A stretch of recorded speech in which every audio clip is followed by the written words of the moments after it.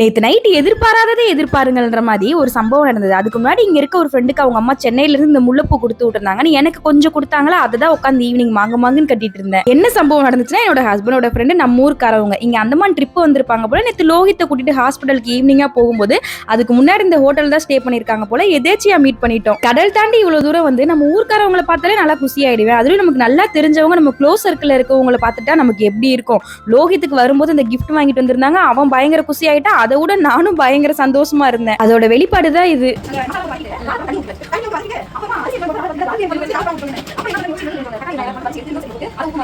இப்படிதான் அவங்க வந்ததுல இருந்து கிளம்புற வரைக்கும் பேசிக்கிட்டே இருந்தேன். என்னமோ தெரியல, அவங்கள பார்த்தோன்னே ஒரு இனம் புரியாத சந்தோஷம் வந்துருந்தது. வீட்டுக்கு கண்டிப்பா வந்துட்டு போகணும்னு சொல்லியிருந்தேன். அதனால நைட்டு வந்துருந்தாங்களா, அவங்களுக்காக சப்பாத்தி சிக்கன் கிரேவி ரெடி பண்ணிட்டு இருந்தேன். கடைசி வரைக்குமே இது கனவா நனவான்னு எங்களுக்கு நம்பவே முடியல. ஏன்னா கோயம்புத்தூர்ல ஒரு வருஷம் இருந்துட்டு பார்க்கவே முடியாம இங்க வந்து மீட் பண்ணிட்டோமேன்னு. ஏதோ ஒண்ணு, ஆனா ஹாப்பியா இருந்தது நேத்து. பை.